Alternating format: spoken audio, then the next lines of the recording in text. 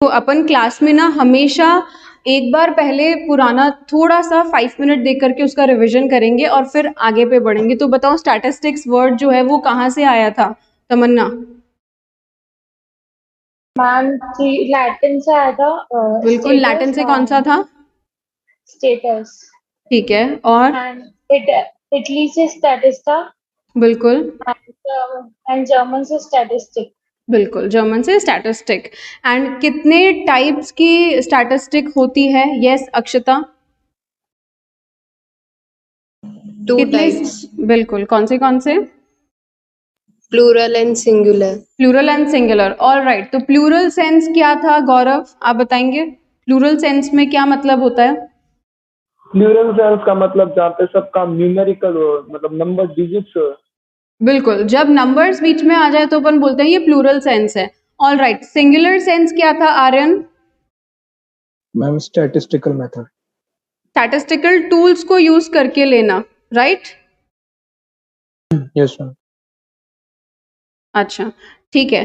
फिर उसके बाद अपन ने कुछ डेफिनेशन देखी थी स्टैटिस्टिक्स की, एंड देन कैरेक्टरिस्टिक्स देखे थे। क्या क्या कैरेक्टरिस्टिक्स थे? कि अपन फैक्ट्स के बारे में बात करते हैं, कॉजेज भी बताते हैं इसमें, ठीक है, क्या कॉजेज होता है, देन न्यूमेरिकली एक्सप्रेस्ड होता है, एन्यूमरेटेड एंड एस्टिमेटेड, मतलब अपन अप्रोक्सीमेट वैल्यू बताते हैं, एग्जैक्ट वैल्यू नहीं पता लगती है। ऑल राइट, सिस्टमैटिक मैनर में सारे काम हम करते हैं, ऐसा नहीं कि कभी भी उठा करके कोई सा भी डेटा ले लिया, नहीं, अपन पूरा सिस्टम के साथ इसमें काम करते हैं। ईयर वाइज पूरा डेटा अपना क्रोनोलॉजिकली रहता है।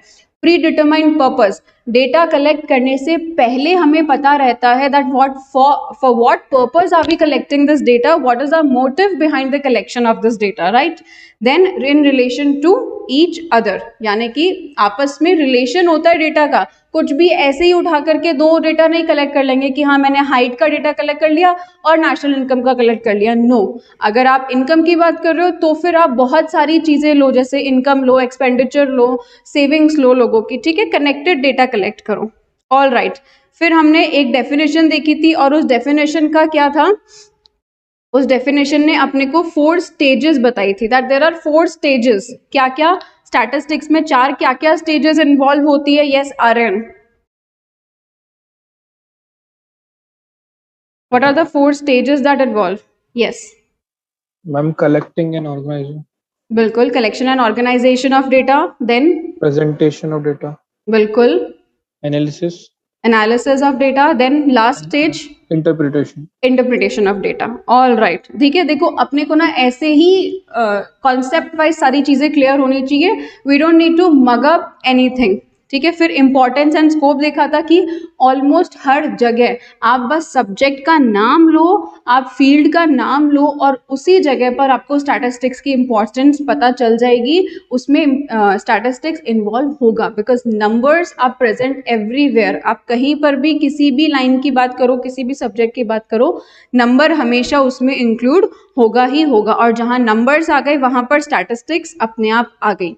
चलो, अब आज जो अपने को टॉपिक स्टार्ट करना था वो अपना लिमिटेशन से स्टार्ट करना था कि स्टैटिस्टिक्स की क्या लिमिटेशंस होती है। चलिए पढ़ते हैं लिमिटेशंस ऑफ स्टैटिस्टिक्स। तो देखो सबसे पहली लिमिटेशन तो क्या बोल रही है कि स्टैटिस्टिक्स इंडिविजुअल्स के साथ में डील नहीं करता। मतलब आज अगर आप जैसे मानो आज अपना कंट्री की जो नेशनल इनकम निकलती है, तो ये नेशनल इनकम क्या होती है? ऑन एन एवरेज ही तो होती है, एक एवरेज बेसिस पर होती है कि हाँ ओवरऑल देखा जाए तो इंडिया की इनकम कितनी है। आज अपन इसमें एक एक इंसान की, पूरी ये करोड़ों की आबादी में हर एक इंसान को थोड़े ना काउंट करके चलते हैं, अपन नहीं काउंट करते। तो सबसे बड़ी लिमिटेशन इंडिविजुअल फोकस नहीं होता इसके ऊपर। अगर आज मार्क्स की जैसे अपन बात करते हैं कि इसकी अपन पासिंग क्राइटेरिया की बात करते हैं, तो वो पासिंग क्राइटेरिया भी क्या होता है? ऑन एन एवरेज होता है। वहां पर अपन एक एक इंडिविजुअल को कंसिडर नहीं करके चलते। ऑल राइट, एक सेकेंड। तो सबसे बड़ी इसकी लिमिटेशन कि अपन इंडिविजुअल्स को कंसिडर नहीं करते। देन नेक्स्ट क्या लिमिटेशन होती है देखो इसकी, डील्स विथ क्वांटिटेटिव डेटा, कि ये केवल क्वांटिटेटिव डेटा के साथ में डील करता है। अगर अपन बात करें, देखो हर चीज क्वांटिटी में एक्सप्रेस नहीं की जा सकती। जैसे मैं बात करूं आज ऑनेस्टी की, तो आप किसी को ये थोड़ी बोल सकते हो कि हाँ मैं 10% ऑनेस्ट हूँ, या मैं 40 पॉइंट ऑनेस्ट हूँ, मैं 10 पॉइंट ऑनेस्ट हूँ, नहीं। देर आर सर्टेन थिंग्स जिसपे आप क्वांटिटेटिव से उसको मेजर नहीं कर सकते, आप क्वांटिटी की टर्म्स में मेजर नहीं कर सकते। वो कैसे मेजर होती है? केवल एक क्वालिटी होती है वो किसी की, और वो क्वालिटी स्टैटिस्टिक कंसिडर नहीं करके चलता। तो ये एक इसका दूसरा लिमिटेशन, केवल क्वांटिटेटिव डेटा से ये डील करता है। Laws are true only on averages. आगे अपन सेंट्रल टेंडेंसी वाला जो चैप्टर पढ़ेंगे, मेजर्स ऑफ सेंट्रल टेंडेंसी, उसमें मीन मीडियन मोड जो निकालेंगे, वो सब पूरी स्टैटिस्टिक्स एवरेज का ही रूप है, राइट। आज अपन पूरी स्टैटिस्टिक्स के अंदर केवल एवरेजेस लेकर के चलते हैं, हम एग्जैक्ट डेटा कहीं पर भी नहीं लेते। और इसी से कनेक्टेड अपना नेक्स्ट पॉइंट है क्या? Does not reveal the entire story. सबसे पहली बात तो पहले पॉइंट ने बोला आप इंडिविजुअल को कंसिडर नहीं करते। इंडिविजुअल को कंसिडर नहीं करते यानी कि आप ऑन एन एवरेज लेकर के चलते हो, थर्ड पॉइंट ने बोला। और इन्हीं दो पॉइंट्स की बात फोर्थ पॉइंट ने क्या बोली? क्योंकि आप इंडिविजुअल को कंसिडर नहीं करते, क्योंकि आप एवरेजेस लेकर के चलते हो, इसीलिए आप ट्रू पिक्चर नहीं शो करते। आज अपने को, जैसे इंडिया की अगर मैं बात करूं तो जीडीपी की टर्म्स में अगर अपन इंडिया को देखें तो India is somewhere on 6th number.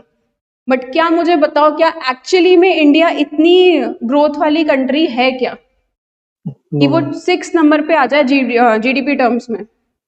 No ma'am. नहीं है ना। तो वो ये जो जीडीपी है ये ट्रू पिक्चर रिवील नहीं कर रहा अपने नेशन की।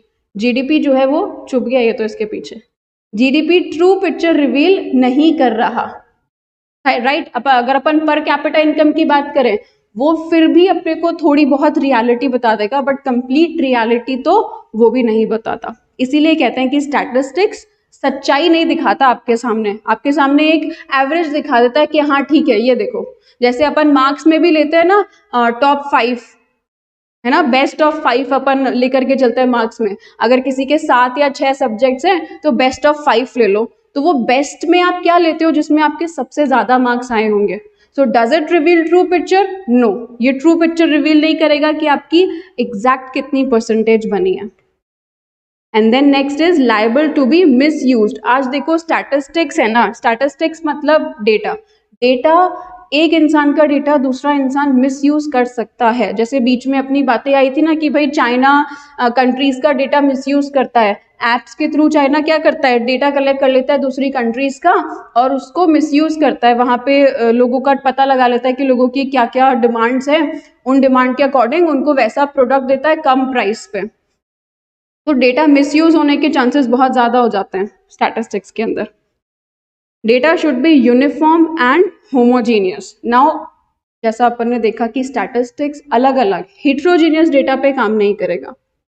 हिट्रोजीनियस का मतलब अलग अलग तरीके के डेटा पे आपका सेम टाइप का डेटा होना चाहिए। यानी कि अगर आप लैक्स में लेकर के चल रहे हो तो आप लैक्स की ही बात करो, करोड़ की ही बात करो, आपका सेम नेचर का होना चाहिए। हाइट की बात करो तो हाइट ही लेके चलो, मार्क्स की बात करो तो मार्क्स ही लेके चलो, इनकम की बात करो तो इनकम ही लेके चलो। आप ऐसा नहीं कर सकते कि इनकम का और किसी और चीज का कंपैरिजन कर लो, नहीं। वहां फिर आप मान लो किसी को अगर ऐसा कंपैरिजन करना हो, हिट्रोजेनियस चीजों का कंपैरिजन करना हो, तो वो पॉसिबल नहीं हो सकता। ठीक है, क्या क्या लिमिटेशंस देखे अपन ने स्टैटिस्टिक्स के? यस, कौन बताएगा फटाफट मुझे सारे लिमिटेशंस? 6 के 6 लिमिटेशंस, केवल हेडिंग्स पढ़नी है अपने को। यस, चलिए मैं पूछती हूँ फिर। अब लिमिटेशंस बताएंगे गौरव। यस गौरव, 3 लिमिटेशन बता दो कोई सी भी। इंडिविजुअल पे ये काम करता है स्टैटिक्स। ठीक है, इंडिविजुअल की बात नहीं करता। और दूसरा मैम ये मतलब मिसयूज हो जाता है स्टैटिक्स का। ठीक है, कोई भी misuse कर सकता है। और इसमें मतलब मैम एकदम ट्रू नहीं है, एक अप्रॉक्स मान के चलते, एवरेज है ये सिर्फ। ये ट्रू पिक्चर रिवील नहीं करता। ठीक है, नेक्स्ट 3, यस, कौन बताएगा? अक्षता आप बताएंगे नेक्स्ट 3।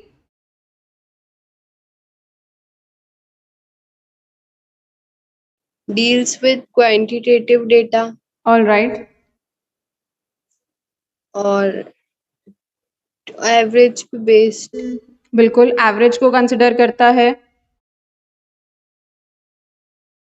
ठीक है, और uniform और homogeneous. All right, and liable to be misused, आप इसको मिसयूज कर सकते हो, डेटा को, आप किसी दूसरे के डेटा को मिसयूज कर सकते हो, राइट? चलिए, ठीक है, अब नेक्स्ट देखो, इसमें ना लिमिटेशंस में केवल ये हेडिंग्स ही पढ़ना, आपको अंदर का टेक्स्ट पढ़ने की कोई भी नीड नहीं है, ठीक है? हमें बस ये पता होना चाहिए कि हाँ क्या क्या लिमिटेशंस अपने स्टैटिस्टिक्स की होती है। चलिए, अब देखो, अपन ने स्टैटिस्टिक्स के कैरेक्टरिस्टिक्स देख लिए, स्टेजेस देख लिए। नाउ क्या क्या आप स्टैटिस्टिकल टूल्स यूज करते हो अपने इकोनॉमिक एनालिसिस करने के लिए? So there are a number of tools available to us, अपने पास बहुत सारे स्टैटिस्टिकल टूल्स अवेलेबल हैं। जैसे आप अपनी पहले की क्लासेस में पढ़ करके भी आए होंगे, mean, median, mode, dispersion, correlation, regression, ये सब क्या है? आपके टूल्स हैं। प्रोबेबिलिटी क्या है? अपना टूल है स्टैटिस्टिक्स का। एक स्टैटिस्टिक्स को कैसे आप परफॉर्म करो, आप कैसे डेटा को प्रेजेंट कर सकते हो, उसके लिए बहुत सारे अलग अलग टूल्स हैं। और टूल्स में ही देखो क्या इन्वॉल्व है। सबसे पहला टूल, आप कलेक्ट करो डेटा को, ठीक है? सबसे पहला आप जो ये टूल्स यूज करते हो, उन टूल्स में सबसे पहला काम आप क्या करोगे? डेटा को कलेक्ट करने का। कलेक्ट करने के बाद में डेटा को ये काम आ गया आपका रिप्रेजेंट करने का। Tabulation is what? Tabulation is a type of representation of data. आप किसी भी तरीके से डेटा को रिप्रेजेंट कर सकते हो। मान लो मैंने आज डेटा को पैराग्राफ में रिप्रेजेंट करके दे दिया, वैसा ही एक टाइप दे रखा है, और यहां से लेकर यहां तक का ये पूरा, ये अपना क्या है? ये अपने statistical tools. These are all the tools available to us. तो पहले कलेक्ट करो, रिप्रेजेंट करो, और फिर उस डेटा के ऊपर टूल्स लगाओ अलग अलग। जैसे भी अगर आपको एवरेज निकालनी है तो मीन का लगाओ, अगर आपको उसके अंदर हाईएस्ट वैल्यू चाहिए तो मोड का लगाओ, आपको रिलेशन लगाना है तो कोरिलेशन, रिग्रेशन लगाओ, ठीक है? ये अलग अलग टूल्स अपन इसके अंदर यूज करते हैं। चलिए, कलेक्शन ऑफ डेटा। चलिए, क्या क्या अपन समझते हैं कलेक्शन ऑफ डेटा वर्ड से? बहुत बेसिक सा वर्ड है। क्या समझते हो कलेक्शन ऑफ डेटा से? Yes, anybody? What do you understand by the term collection of data? कोई डेटा भी को सॉर्ट collect ऑफ इंफॉर्मेशन या डेटा कलेक्ट करना। बिल्कुल, इंफॉर्मेशन से डेटा कलेक्ट करना। ऑल राइट, तो देखो, सबसे पहली चीज तो इसमें अपने को जानना है कि डेटा होता क्या है।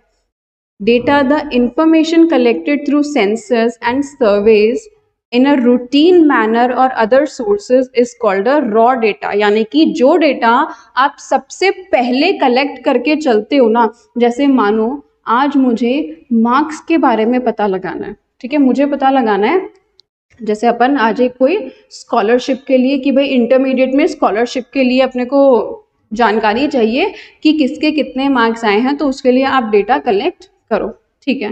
तो सबसे पहला मेरे पास में जो फॉर्म रहेगा ना डेटा का, वो रहेगा रॉ डेटा। मुझे एक रॉ फॉर्म में पता रहेगा कि हाँ ठीक है, इस बच्चे के इतने मार्क्स आए, इस स्टूडेंट के इतने मार्क्स आए, इसके इतने मार्क्स आए, इसके इतने मार्क्स आए। This is a raw data. अब इस रॉ डेटा को अपन क्या करते हैं? अलग अलग तरीके से रिप्रेजेंट करते हैं, राइट? तो जो फर्स्ट फॉर्म ऑफ डेटा होता है वो क्या होता है? अपना रॉ फॉर्म में डेटा रहता है।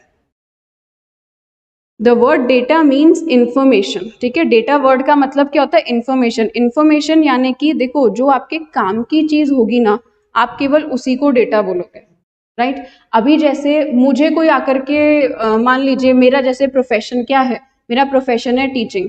तो मेरे काम की चीज क्या होगी? कोई भी एजुकेशन से रिलेटेड जो बात होगी ना, वो मेरे काम की बात है। अदर चीजों से मुझे मतलब ही क्या है? तो वो मेरे लिए इंफॉर्मेशन नहीं बनेगा। डेटा तो है बट इंफॉर्मेशन नहीं है। इंफॉर्मेशन कब बनेगा? जब वो मेरे किसी काम की होगी। ऑल राइट, सो डेटा और इंफॉर्मेशन में एक बेसिक सा ये डिफरेंस होता है।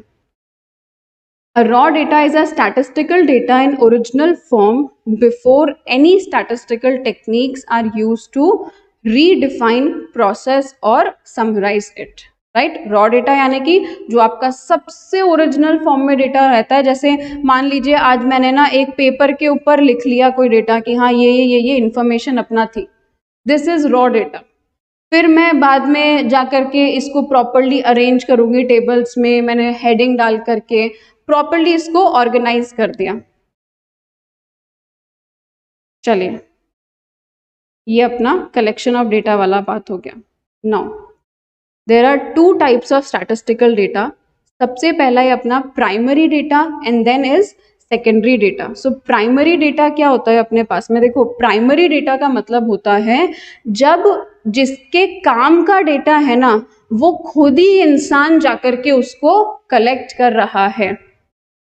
Data collected by a particular person or organization for his own use. जब मेरे खुद के काम के लिए मैं डेटा जाकर के कलेक्ट करूंगी ना, अपने पर्सनल यूज के लिए, उसे अपन क्या बोलेंगे? प्राइमरी डेटा बोलते हैं.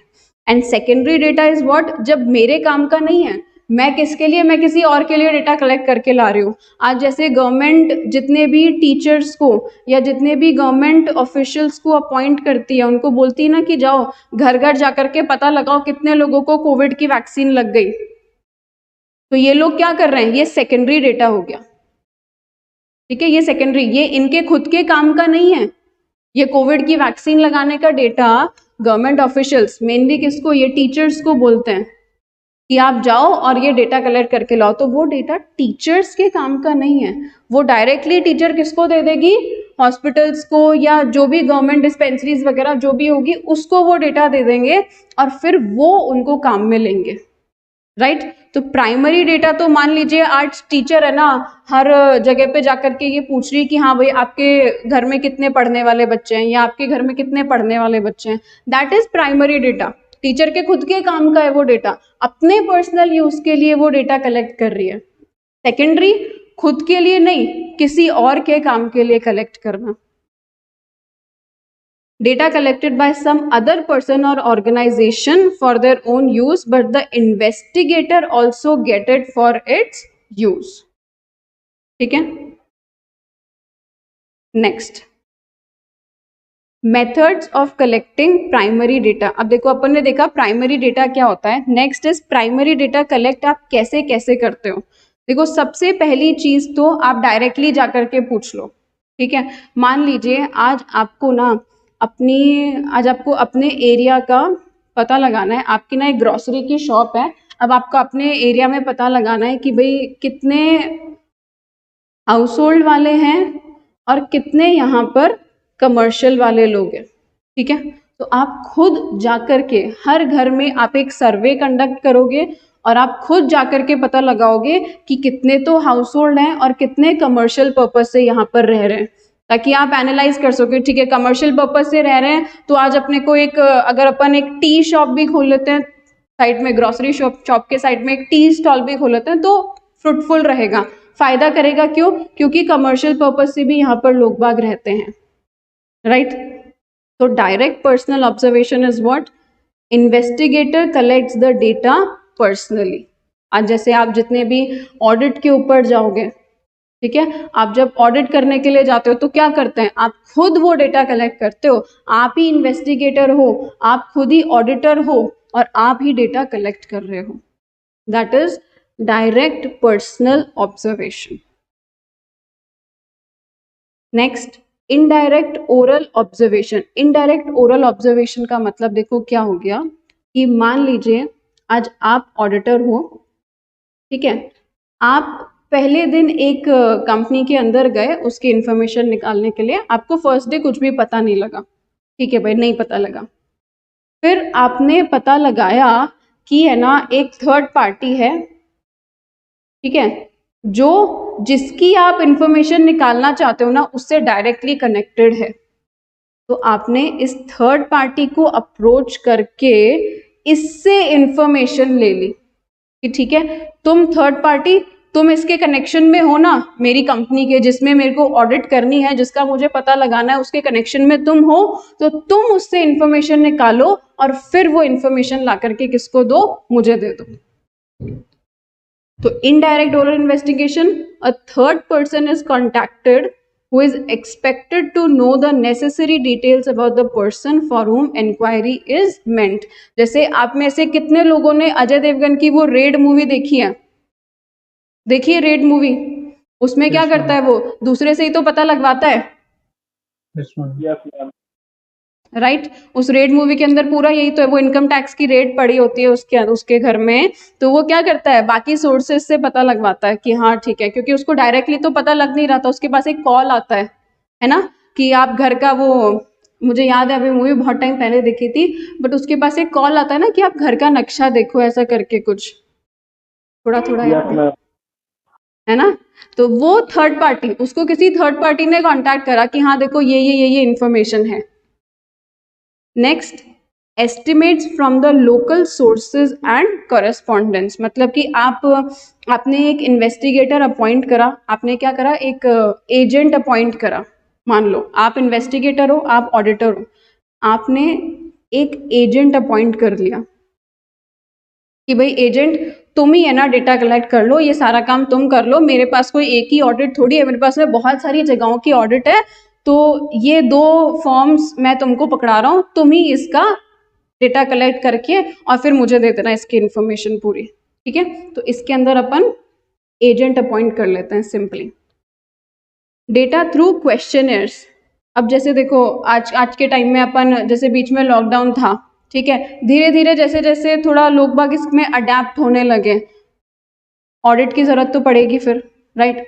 इनिशियली सब बंद था, बट जैसे जैसे प्रोडक्शन अपना स्टार्ट हुआ और लोगों को ऑनलाइन में अडेप्ट होने लगे, तो ऑडिटर्स ने भी क्या बोला कि भाई अपन भी क्यों घर घर जाएं, घर घर जा भी नहीं सकते वैसे भी, और रिस्क भी क्यों उठाएं, तो एक क्वेश्चनर तैयार कर लो, एक फॉर्मेट तैयार कर लो कि हाँ ये क्वेश्चंस अपने काम के हैं।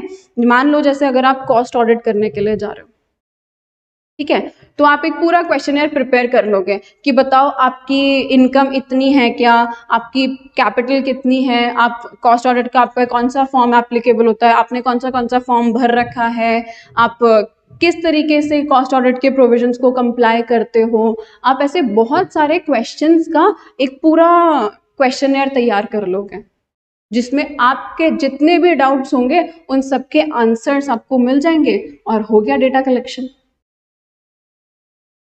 ठीक है। तो क्वेश्चनर के थ्रू भी डेटा कलेक्ट करना बहुत ही मतलब जिसे कहते हैं ना अपन, बहुत ज्यादा चलने वाला इन ट्रेंड चीज है क्वेश्चनर से डेटा कलेक्ट करना।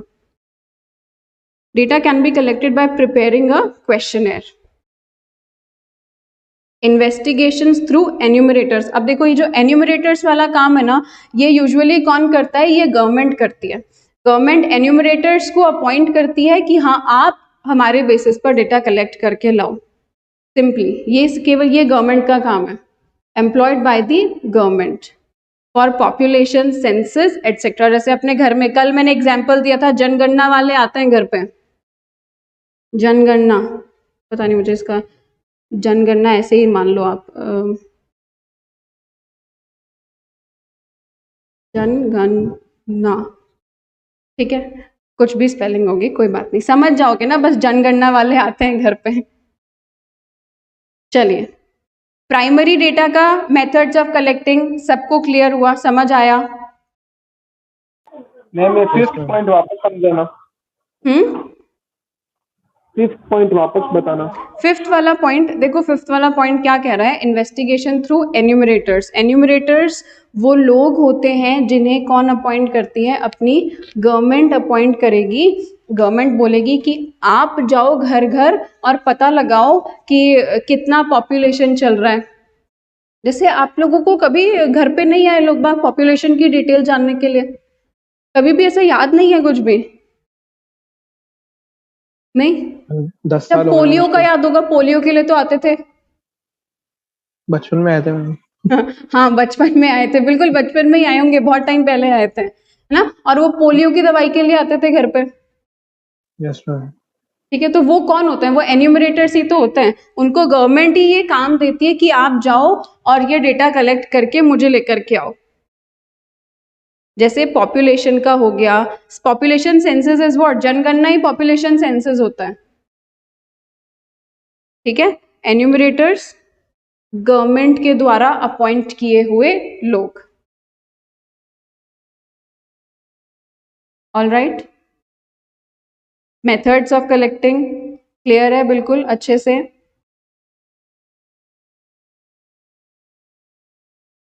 चलो आगे चलें, अपन सेकेंडरी डेटा कलेक्शन का पढ़ें। Methods of collecting secondary data. अच्छा, सेकेंडरी डेटा क्या होता था? कहीं भूल गए हो इतनी देर में? क्या होता है Process secondary data. Data? Process data, process raw data को जो मतलब सेकंड डेटा, अच्छा जो किसी पहले के सोर्स से कलेक्ट कर लो। बिल्कुल, मतलब देखो अपन सिंपली यहाँ पर क्या लिख सकते हैं, हम ये बोल सकते हैं कि जो सेकेंडरी डेटा है ना, वो अपना दो तरीके से होता है। कौन से दो तरीके से? एक तो आपका सेकेंडरी डेटा पब्लिश्ड फॉर्म में हो सकता है, एक अनपब्लिश्ड फॉर्म में हो सकता है। ठीक है, पब्लिश्ड या फिर unpublished form. Now published form क्या होती है? अपना जो भी डेटा आपको न्यूज़पेपर से, मैगजीन से या किसी भी ऐसी कोई भी वेबसाइट वगैरह से, कहीं से भी आपको ऐसा डेटा पता लग रहा है, जैसा अपन निकालते हैं ना किसी कंपनी की, मान लो आज आपको फाइनेंशियल स्टेटमेंट्स देखने हैं, तो वो आप कहाँ से देखोगे? उस कंपनी की वेबसाइट से। तो दैट इज सेकेंडरी डेटा। वो आपको पूरा प्रोसेस्ड हुआ डेटा मिलेगा, आपको रॉ फॉर्म में नहीं मिलेगा, प्रॉपरली टेबल्स में प्रेजेंट हुआ डेटा मिलेगा। आपको ईयर मेंशन रहेगा कि इस साल का ये डेटा है, ये फाइनेंशियल स्टेटमेंट इस ईयर को रिप्रेजेंट करता है, ऐसा सब कुछ वहाँ आपको लिखा रहेगा। उसे बोलते हैं अपन क्या? पब्लिश्ड डेटा, जो आपको न्यूज़पेपर, मैगजीन, वेबसाइट्स इन सब पर अवेलेबल होता है। एक होता है अनपब्लिश्ड डेटा। देखो, हर इंफॉर्मेशन तो पब्लिश नहीं कर सकते ना, हर जानकारी न्यूज़पेपर में, मैगजीन में, वेबसाइट के ऊपर नहीं डाल सकते। तो कुछ ऐसी जानकारी जो थोड़ी कॉन्फिडेंशियल नेचर की होती है, लेकिन फिर भी अगर आपके पास राइट है वो नॉलेज लेने का, वो नॉलेज एक्वायर करने का, जैसे आज गवर्नमेंट के पास राइट है कुछ भी नॉलेज एक्वायर करने का किसी भी कंपनी से रिलेटेड, तो गवर्नमेंट अनपब्लिश्ड डेटा को यूज़ कर लेती है। उस कंपनी से डायरेक्टली जाकर के पूछ लेगी कि हाँ भाई मुझे आपका डेटा चाहिए, दो वो डेटा, क्योंकि ये डेटा आपकी वेबसाइट के ऊपर हमें नहीं मिला, तो आप अभी प्रेजेंट करो इसके पेपर्स हमको।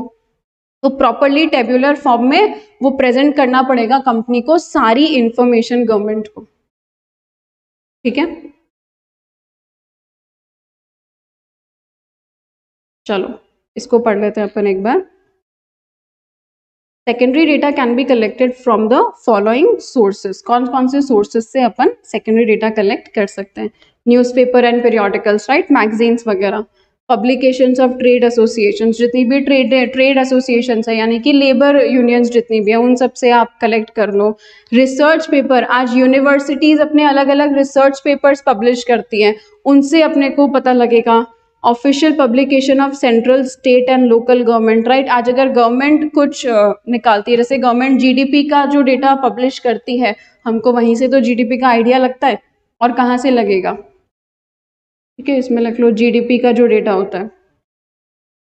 Information obtain from official publications of foreign government, जैसे वर्ल्ड बैंक वगैरह। आज आपको अगर ग्लोबल डेटा चाहिए, आपको ये जानना है कि हाँ भाई यूएस की जीडीपी कितनी थी या चाइना की कितनी थी या अलग अलग कंट्रीज की आपको जीडीपी जाननी है, तो वो भी आपको मिल जाएगी ये published official publications of foreign government से। ठीक है, जैसे आईएमएफ है, आईएमएफ अपने को, इंडियन मॉनेटरी फंड, ये अपने को सारा मनी से रिलेटेड अलग अलग कंट्रीज की जीडीपी कौन बताता है? ये आईएमएफ ही अपने को बताता है, राइट। इन सबको अपन क्या बोलते हैं? पब्लिश्ड या फिर अनपब्लिश्ड डेटा। दो तरीके से आपको सेकेंडरी डेटा की नॉलेज मिल जाएगी। ये सारा इधर जो था ना, ये सब पब्लिश्ड का एग्जाम्पल है। ठीक है, magazines, report, official search papers, ये सब पब्लिश्ड डेटा का एग्जाम्पल है। चलिए एक रिवीजन लगा लें, बहुत ज़्यादा थ्योरी हो गई अभी। हाँ, all right, methods of collecting secondary data अपन ने देख लिया। प्राइमरी या सेकेंडरी डेटा को कलेक्ट करने का क्या मेथड्स होता है? नाउ कलेक्ट आपने कर लिया डेटा को, फाइन, पहला स्टेप, वेरी गुड, हुर्रे, जीत गए, अपन ने स्टैटिस्टिक्स का पहला पड़ाव पार कर लिया।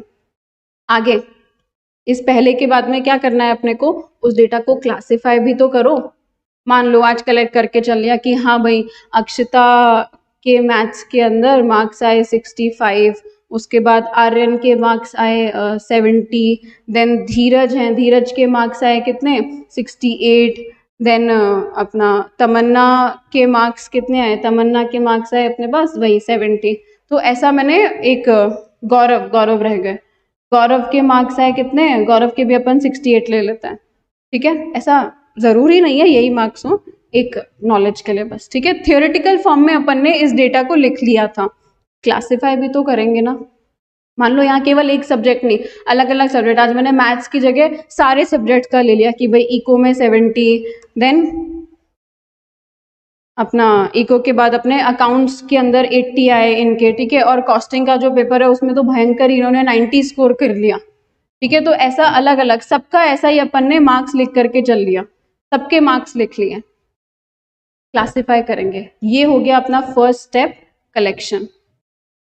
अब इस डेटा को क्लासिफाई करो कि अक्षता ये सब्जेक्ट्स आउट ऑफ टोटल कितना है, टोटल में भी मैथ्स को भी फर्दर क्लासिफाई करो कि मैथ्स में 2 पार्ट्स हैं, मैथ्स एंड स्टैटिस्टिक्स, मैथ्स में कितना, स्टैटिस्टिक्स में कितना। उसके बाद आप इको में आपके इतने मार्क्स है तो इको को अलग से क्लासिफाई करो, इको में मैनेजमेंट में 50-50 का दोनों, तो कितने नंबर आए, ठीक है। ऐसा अकाउंटेंसी में इतने मार्क्स आए, फिर उसके बाद आपके कॉस्टिंग वगैरह में कितने मार्क्स हैं, ठीक है। ये पूरा अपने को क्लासिफिकेशन करना होता है। क्या होता है classification? Classification is the process of arranging data into sequence and groups according to their common characteristics or separating them into different but related parts. Classification is simply what? You're arranging data in a sequence. आप data को sequential order में तरीके से arrange कर रहे हो कुछ common characteristics के बेसिस पर, राइट। जैसे मैंने मैथ्स का डेटा एक जगह कलेक्ट कर लिया, आपने लॉ का डेटा एक जगह कलेक्ट कर लिया, अकाउंट्स का डेटा एक जगह कलेक्ट कर लिया, ठीक है। ऐसा ऐसा अपन ने कलेक्शन कर लिया डेटा का और क्लासिफाई भी कर दिया, ठीक है।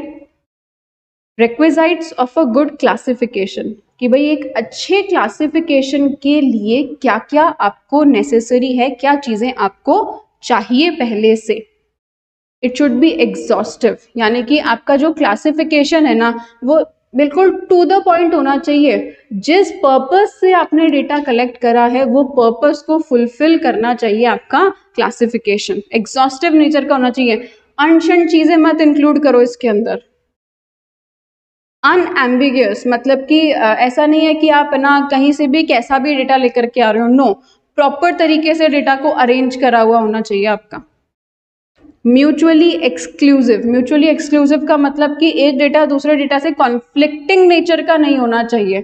सेम आप जैसे मार्क्स ले रहे हो तो मार्क्स ही लो, आप मार्क्स के साथ में ऐसा मत करो कि हाँ यहाँ पर अपन ने मार्क्स ले लिए और मार्क्स के साथ में अपन इनकम का डेटा लेंगे, नो। म्यूचुअली एक्सक्लूसिव डेटा होना चाहिए, आपस में एक दूसरे से रिलेटेबल होना चाहिए, रिलेटेबल, स्टेबल, ठीक है। डेटा में बहुत ज्यादा फ्लक्चुएशन नहीं आनी चाहिए कि हाँ ठीक है आज आप कलेक्ट करके लाए और कल ही पूरा डेटा चेंज हो गया, नहीं। अब जैसे मार्क्स कलेक्ट करें तो एक बार जो मार्क्स आ गए वो क्या है, स्टेबल है, चेंज थोड़ी हो जाएंगे। स्टेबल भी बोलता है और साथ में फ्लेक्सिबल भी बोलता है कि कलेक्शन जो कर रहे हो ना, आपका जो क्लासिफिकेशन है ना वो थोड़ा फ्लेक्सिबल नेचर का होना चाहिए। यानी कि आप इस तरीके से क्लासिफाई करो कि फर्दर अगर इसमें कोई चेंजेस आते हैं ना, जैसे मान लो आपने आज सब्जेक्ट्स के बेसिस पर क्लासिफाई करा, ठीक है, कोई और सब्जेक्ट भी अगर ऐड होता है तो आपने ऑलरेडी सब्जेक्ट्स के नाम लिख रखे हैं बट बस आपको 5th सब्जेक्ट और ऐड करना है इसके अंदर, तो फ्लेक्सिबल है आपका डेटा, एडजस्ट हो जाएगा वो चेंजेस के अकॉर्डिंग। आपने जो क्लासिफिकेशन करा है वो कैसा है, फ्लेक्सिबल नेचर का है, बहुत सारे कॉलम्स आपने उसके अंदर बना लिए। इट शुड हैव सूटेबिलिटी, यानी कि डेटा ऐसा होना चाहिए जो आपके पर्पस को फुलफिल करे, पर्पस फुलफिल, ठीक है। सूटेबल डेटा होना चाहिए, काम कुछ है डेटा कुछ और कलेक्ट कर लिया, मतलब ही नहीं है। होमोजीनियस, एक जैसा, मार्क्स कलेक्ट कर रहे हो तो मार्क्स ही कलेक्ट करके चलो, ये इससे कनेक्ट होता है। होमोजीनियस एंड म्यूचुअली एक्सक्लूसिव है, एक ही पॉइंट है ये। Should be a revealing classification, यानी कि आप जो क्लासिफिकेशन कर रहे हो ना वो ऐसा होना चाहिए कि कोई भी अगर उसको पढ़े ना, कोई भी पढ़े तो समझ जाए, ठीक है, कोई भी पढ़े तो समझ जाए, ऐसा बिल्कुल रिवीलिंग क्लासिफिकेशन होना चाहिए, इजी सा एकदम। ऐसा नहीं कि भाई भयानक ही क्लासिफिकेशन कर दिया, पढ़ने वाले को समझ ही नहीं आ रहा, मार्क्स में अब आपने ऐसे लिख दिया पेपर 1 पेपर 2 पेपर 3 पेपर 4। अब कोई अगर नॉन कॉमर्स वाला इस डेटा को थोड़ा एनालाइज करने की कोशिश कर रहा है, मान लो कोई ऐसा है जो 12th में ही है, चलो कॉमर्स वाला ही है लेकिन 12th में ही है, वो एनालाइज करना चाहता है, उसको पता ही नहीं है पेपर 1 पेपर 2 पेपर 3 क्या है, आप नाम लिखो पेपर का अच्छे से तो पता लगेगा, ठीक है। शुड बी रिलायबल, सबसे बड़ी बात, डेटा करेक्ट होना चाहिए, आप उस डेटा के ऊपर रिलाय कर सकते हो, आप भरोसा कर सकते हो उस डेटा के ऊपर, ठीक है, भरोसा। All right, and then adequate, adequate यानी कि इनफ, इतना डेटा होना चाहिए कि हाँ आपका जो कंपैरिजन है जो आप करना चाहते हो वो फुलफिल हो सके। Comparison need should get fulfilled, ठीक है, आपकी जो कंपैरिजन की नीड है वो फुलफिल हो सके। ऐसा नहीं कि आपने केवल एक स्टूडेंट का डेटा उठा लिया, वो काम ही नहीं है, वो अपन ने ऊपर भी देखा था ना कि इंडिविजुअल के साथ में ये डील ही नहीं करेगा, इसीलिए डील नहीं करता क्योंकि डेटा एडिक्वेट अमाउंट में चाहिए अपने को, एटलीस्ट 2-3 लोगों का तो लो कम से कम है ये तो, ठीक है, एटलीस्ट इतने लोगों का तो लो कि आप कंपैरिजन कर सको। अच्छा, साथ साथ में ये सारी चीजें आप मॉड्यूल में मार्क कर रहे हो ना? नो, बहुत सिंपल सा एक topic, advantages of classification. Yes, अगर मैं बोलूं कि बिना पढ़े आप मुझे एडवांटेजेस बताओ क्लासिफिकेशन के क्या हो सकते हैं, तो कोई बता सकता है? यस, आर्यन बता सकते हैं, बिना पढ़े, एक नॉर्मली लेमन लैंग्वेज, बिल्कुल। मैम इजी टू रीड हो जाता है डेटा क्लासिफाई होने के बाद, बिल्कुल रीडेबल और फॉर्मेट में आ जाता है, और अंडरस्टैंडेबल भी हो जाता है। ठीक है, और कुछ? अक्षिता, आप कुछ बताना चाहेंगे क्लासिफिकेशन के एडवांटेजेस? ऐसे ही मन से कुछ भी बता दो।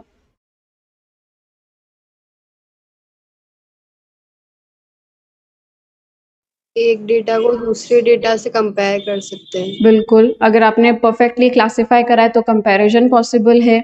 यस, धीरज आप कुछ बताएंगे, कुछ भी फायदे कि भाई ये क्लासिफाई अलग अलग करने के क्या फायदे हैं?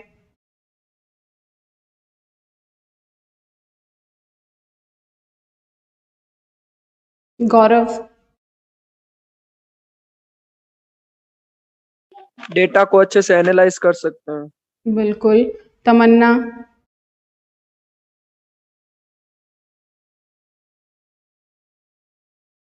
चलिए देखिए, ऑलमोस्ट सब आप लोगों ने खुद ने ही बोल दिए, राइट, एकदम करेक्ट बोले हैं सबने।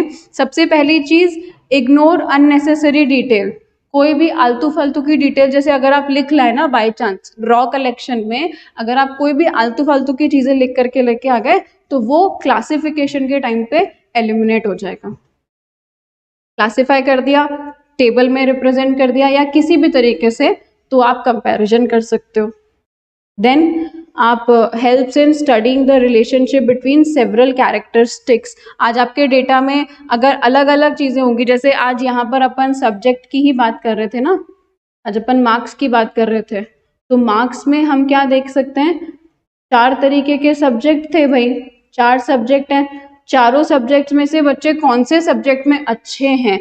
मान लो अगर आप मैं बात करके चलती हूँ कि अगर आप लॉ के अंदर अच्छे हो, ठीक है, आप लॉ में अच्छे हो, तो फर्दर हमको ये ध्यान रहेगा आपके CMA इंटर के अंदर कि हाँ भाई ये पर्टिकुलर स्टूडेंट लॉ में अच्छा था या अच्छी थी, अब इस पे ये लॉ में अच्छा परफॉर्म कर सकते हैं इस बार, ठीक है। तो सेवरल कैरेक्टरिस्टिक आपको रिलेशन बिठा सकते हो आप। Then facilitates further statistical treatment. आपने एक बार क्लासिफाई तो करा, आपने एक बार डेटा को कंसाइज समराइज तो करा, उसके बाद क्या टूल लगाना है, एवरेज निकालनी है, रिग्रेशन इक्वेशन यूज करनी है, आपको प्रोबेबिलिटी यूज करनी है, क्या यूज करना है वो तो अपने आप डिफाइन हो जाता है, आपको पता लग जाता है, आप फर्दर ट्रीटमेंट कर सकते हो उस डेटा का, राइट। पहले डॉक्टर बीमारी तो पता लगाएगा, बीमारी पता लगा ली, उसके बाद ही तो आपका ट्रीटमेंट स्टार्ट होगा। तो क्लासिफिकेशन क्या था, बीमारी का पता लगाना था। चलिए नाउ इंपॉर्टेंट है टाइप्स ऑफ क्लासिफिकेशन, ठीक है। टाइप्स ऑफ क्लासिफिकेशन इंपॉर्टेंट है अपने, ये आते हैं एग्जाम के अंदर। चलिए 4 तरीके के क्लासिफिकेशन अपने को देखने हैं। सबसे पहला क्वांटिटेटिव क्लासिफिकेशन। नाम से क्या समझ में आ रहा है, क्वांटिटेटिव क्लासिफिकेशन क्या होगा, जब आप क्वांटिटी की टर्म्स में किसी चीज को क्लासिफाई कर रहे हो। आप जब बता रहे हो कि हाँ आप नंबर दे रहे हो एक टर्म को कि हाँ ठीक है इतना नंबर है, इतना ये अपन ने क्लासिफाई कर दिया। देखो quantitative classification refers to classification that is based on figures, जैसे कि अपना हाइट, वेट, नंबर एटसेट्रा, ठीक है। Next is what, temporal classification. देखो टेम्पोरल क्लासिफिकेशन क्या बताता है, टाइम के बेसिस पर, किसके बेसिस पर, टाइम के बेसिस पर क्लासिफिकेशन। जैसे आज मैंने पूछ लिया कि भाई इंडिया की इकोनॉमिक कंडीशन बताओ 2019 से लेकर 2021 तक के, ठीक है। तो आप क्रोनोलॉजिकल ऑर्डर में उसको अरेंज करोगे, या चलो 18 ले लेते हैं, ठीक है। आप क्रोनोलॉजिकली अरेंज करोगे, मैंने आपको ऐसे ही दे दिया था 21 का दे दिया, फिर मैंने आपको 18 का दे दिया था, फिर आपको 19 का दे दिया था डेटा। तो आप प्रॉपरली इसको अरेंज करोगे, सबसे पहले 18 वाला रखोगे, फिर 19 वाला, फिर 21 वाला डेटा, ठीक है। तो इसे कहते हैं temporal classification, according to differences in time. Chronological classification भी इसको बोला जाता है, टाइम के बेसिस पर जो अपन करते हैं, ठीक है।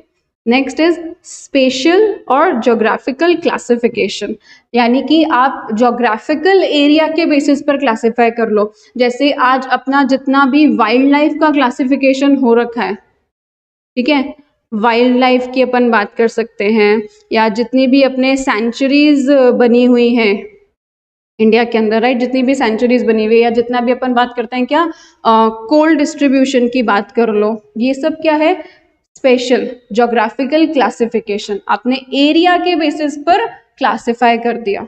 पहले तो पूरे इंडिया के कोल का पता लगा लिया कि भाई पूरे इंडिया के अंदर कितना कोयला है, फिर आपने बता दिया कि देखो भाई ईस्ट साइड में जैसे असम वगैरह में इतना है, केरला में इतना है, कश्मीर या हिमाचल साइड से इतना आता है, गुजरात से इतना है, अपना राजस्थान महाराष्ट्र में इतना है, ऐसे आपने जगह के बेसिस पर क्लासिफाई कर दिया।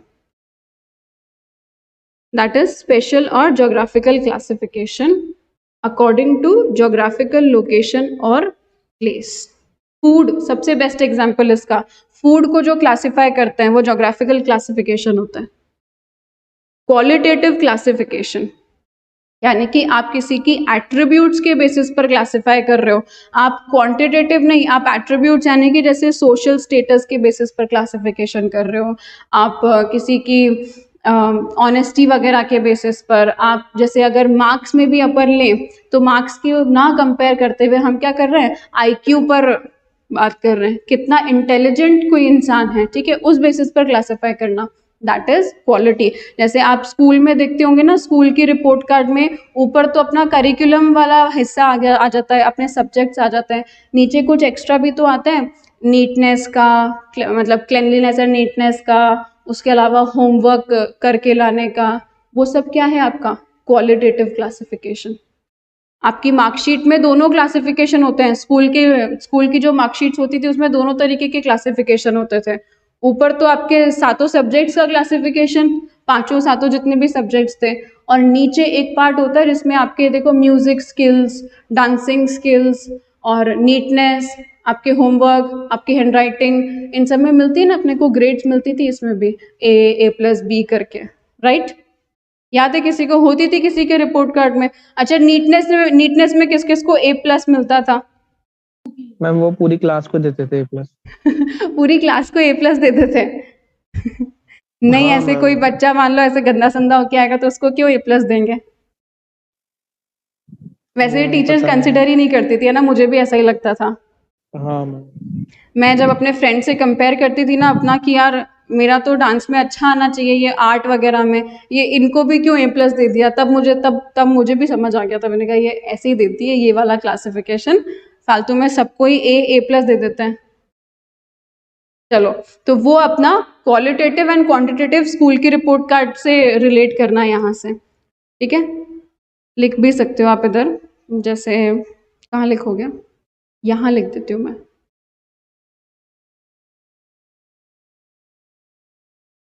ठीक है, इधर लिख लो स्कूल रिपोर्ट। फाइन, तो स्कूल रिपोर्ट से ये पॉइंट आपको याद आ जाएगा कि school report card quantitative qualitative दोनों होता था। नाउ अब देखो, classification of this nature is of 2 types. Of this nature यानी कि कौन से नेचर का क्लासिफिकेशन? आपके एट्रीब्यूट्स के बेसिस पर, ठीक है? आप जो क्लासिफाई करते हो ना, सिंपली आप ये समझो कि आपका क्लासिफिकेशन 2 तरीके का हो सकता है। कैसा कैसा? सबसे पहला अपना क्लासिफाई अगर आप अपन करें तो या तो सिंपल क्लासिफिकेशन, जिसको 2 फोल्ड क्लासिफिकेशन भी बोलते हैं, या फिर आप many fold classification. Simple classification is what?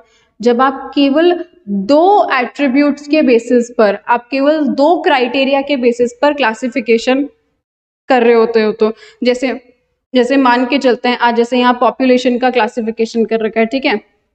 Population, अब पॉपुलेशन में मैंने केवल मेल और फीमेल का क्लासिफिकेशन कर दिया। This is what? 2 fold classification, simple classification. Further अब मैंने इसी के अंदर ना मेल में कितना ले लिया मैंने कि भाई लिटरेट कितने हैं और इलिटरेट एंड लिटरेट कितने हैं, ठीक है? उसके बाद सेम अपन ने फीमेल्स में भी देख लिया कि लिटरेट और इलिटरेट कितने हैं, लिटरेट एंड इलिटरेट, ठीक है? ये जो फर्दर क्लासिफिकेशन करा, अब जैसे अपन इसका और फर्दर कि भाई इलिटरेट में बिलो 14 कितने हैं, या ऐसा लिख देते हैं अपन टिल 14 तक की एज के, और यहाँ पर अबव 14 कितने हैं? इधर भी सेम ऐसा ही, टिल 14 अबव 14, ठीक है? क्यों? क्योंकि अपने को कोई एजुकेशन पर्पस से डेटा चाहिए होगा, इसलिए जानना चाहते हैं कि भाई 14 साल तक के कौन से बच्चे हैं जो इलिटरेट हैं, तो उनको पकड़ो और स्कूल भेजो। जो काम पे लग जाता है जल्दी से ही, उनको काम से हटाओ और स्कूल भेजो। तो ये डेटा अपने को पकड़ना है। अब इस स्टेप तक, जहां तक आपने केवल एक ही उसमें क्लासिफाई करा था, एक ही बार आपने केवल एक क्राइटेरिया में बताया था, दैट इज सिंपल क्लासिफिकेशन। जब आप उसी सिंपल का और बाइफरकेशन कर देते हो ना, उसे अपन बोलते हैं क्या? सेकंड अपना सिंपल के बाद का मैनी फोल्ड क्लासिफिकेशन, ठीक है? एक था अपना 2 फोल्ड क्लासिफिकेशन और एक मैनी फोल्ड। 2 फोल्ड को नाम से याद कर लो, 2 क्राइटेरिया। मैनी फोल्ड को भी नाम से याद कर लो, मैनी क्राइटेरिया, ठीक है? ऐसे अपने को 2 फोल्ड और मैनी फोल्ड याद रह जाएगा। देखो, पढ़ते हैं अब अपन टेक्स्ट में क्या बोल रहे हैं। सिंपल क्लासिफिकेशन और 2 fold classification classified into 2 categories according to the presence or absence of only one attribute। किसी भी एक एट्रीब्यूट यानी कि आपका कैरेक्टरिस्टिक, एट्रीब्यूट यानी कि आपका वो वैल्यू जिस भी बेसिस पर आप क्लासिफाई कर रहे हो, ठीक है? उसको एट्रीब्यूट बोलते हैं अपन। तो किन्हीं भी 2 वैल्यूज के आप जब भी 2 कैटेगरीज में डिवाइड करते हो, दैट इज सिंपल क्लासिफिकेशन, जैसा यहाँ इसने कर रखा है, ठीक है? मैनीफोल्ड क्लासिफिकेशन क्या होता है? Classification where more than 1 attribute, ये बीच में आ रहा है, where more than 1 attributes are involve, जब एक से ज्यादा एट्रीब्यूट अपने इन्वॉल्व होते हैं उसे बोलते हैं अपन मैनी फोल्ड क्लासिफिकेशन। ठीक है, इतना आज का सबको क्लियर हुआ? ठीक है, आज के में कोई भी डाउट? बिकॉज आज अपन इतना ही पढ़ेंगे। देखो क्या होता है ना, अपना ना माइंड का एक पावर होता है थ्योरी को ग्रैस्प करने का। ये थ्योरी अगर मैं आपके भरोसे छोड़ देती ना तो आप पक्का इसी को छोड़ देते, है ना। अगर ये थ्योरी आपके भरोसे छोड़ी जाती तो आप थ्योरी ही छोड़ देते। इसीलिए अपन थ्योरी यहाँ पढ़ रहे हैं ताकि आपके जो 10 नंबर है ना, लिटरली फ्री के 10 नंबर है, वो लेकर के चले जाओ। मैं चाहती हूँ कि आप बिल्कुल एकदम 10 नंबर तो ऐसे मक्खन की तरह स्कोर करो। इसीलिए अपन थ्योरी पढ़ रहे हैं यहाँ। लेकिन आज अपनी थ्योरी ग्रैस्प करने का इतना ही मेरे ख्याल से क्षमता थी। अपना टाइम भी हो गया क्लास का। एक बार अपन फटाफट से रिकॉल कर लेते हैं आज अपन ने क्या पढ़ा, राइट। देखो आज सबसे जो अपन ने बेसिक चीज पढ़ी वो क्या थी? सबसे पहले तो अपन ने लिमिटेशंस देखी थी स्टैटिस्टिक्स की, ठीक है, बहुत सारी लिमिटेशंस थी। देन अपन ने कलेक्शन ऑफ डेटा। डेटा कितने तरीके का? 2 तरीके का, primary and secondary. Primary data का मतलब data collected by a particular person for own use. आज मैं अपने ही यूज के लिए कोई डेटा कलेक्ट कर रही हूँ। सेकेंडरी यानी कि data collected by some other person, collect किसी और ने करा है और काम में मैं ले रही हूँ। जैसे आज अपन जितना भी गूगल से जो भी डेटा लेते हैं वो सब क्या होता है? सेकेंडरी डेटा ही तो होता है। गूगल पे कलेक्ट तो किसी और ने करा है, ठीक है। प्राइमरी कलेक्शन के मेथड्स क्या क्या होता है? खुद जाके कलेक्ट कर लो, ठीक है, किसी थर्ड पार्टी को, जो आपकी फर्स्ट पार्टी के ज्यादा कनेक्टेड है उसको बोल दो। सेकंड, आप क्या कर लो, लोकल कॉरेस्पॉन्डेंस, मतलब अपने बिहाफ पर किसी एजेंट को बोल दो कि भाई तू कलेक्ट कर ले प्लीज यार, ठीक है, मेरे पास अभी टाइम नहीं है। फिर किसी के पास ही टाइम नहीं है तो क्वेश्चनर बना करके भेज दो अपने क्लाइंट को, या जिससे भी आपको डेटा लेना है, ठीक है, क्वेश्चनर बना करके भेज दो। ये सब तो अपन ने करा 4 स्टेप। 5वां स्टेप गवर्नमेंट करती है, एन्यूमरेटर्स, यानी कि गवर्नमेंट अपने बिहाफ पर। आज देखो, आज राजस्थान का डेटा कलेक्ट करना है तो अशोक गहलोत थोड़े ना आएंगे सबके घर घर पे नॉक नॉक, बताओ भाई कितनों को वैक्सीन लगी, नहीं ना। वो अपने नीचे अपॉइंट करते हैं और जिनको अपॉइंट कर, वो देखो अशोक गहलोत किसको बोलेंगे? उनके नीचे जो उनका पीए होगा वो किसको बोलेंगे? वो आईएएस को, जो हेल्थ डिपार्टमेंट से जो भी कनेक्टेड है। वो फिर फर्दर लोगों को नोटिस भेजेंगे कि भाई जाओ डेटा कलेक्ट करके लाओ। तो ये लोग जो गवर्नमेंट के बिहाफ पे कलेक्ट कर रहे हैं इन्हें एन्यूमरेटर्स बोला जाता है। Secondary data published form, simple से याद रखो, पब्लिश्ड फॉर्म से, पब्लिश चाहे न्यूज़पेपर हो, पीरियोडिकल्स हो, आपके कोई भी रिसर्च पेपर हो, कोई भी ग्लोबल यूनिवर्सिटी का, ग्लोबल ऑफिशियल का कोई भी डेटा हो, ठीक है। देन क्लासिफिकेशन अलग अलग करना। क्लासिफिकेशन के कुछ रिक्विजिट्स थे सिंपल से। एडवांटेजेस ऑफ क्लासिफिकेशन भी अपना बेसिक ही था। देन टाइप्स ऑफ क्लासिफिकेशन, ठीक है, 4 तरीके से। क्वांटिटी यानी कि आप नंबर्स की फॉर्म में क्लासिफाई कर रहे हो। टेम्पोरल यानी कि आप टाइम के बेसिस पर क्लासिफाई कर रहे हो। स्पेशल, जगह। क्वालिटी यानी कि किसी के अच्छी चीज, उसके कैरेक्टरिस्टिक, क्वालिटी कैसी भी हो सकती है, बुरी या अच्छी, क्वालिटी यानी कि कैरेक्टरिस्टिक के बेसिस पर क्लासिफाई कर रहे हो, ठीक है। School report card. देन अपना क्लासिफिकेशन का nature, simple classification and manifold classification, right. Simple classification बस मेल फीमेल में क्लासिफाई कर दिया आपने, एक कैटेगरी में जब क्लासिफाई कर देते हो। मैनीफोल्ड यानी कि बहुत सारी कैटेगरीज फर्दर और आपने क्लासिफाई कर दिया। चलिए आज अपन इतना ही पढ़ेंगे, अब बाकी का नेक्स्ट क्लास में यानी कि कल अपन देखेंगे इसके बाद का जितना भी है, ठीक है। मैम हाँ मैम ये स्टैट्स का कोर्स जैसे लगभग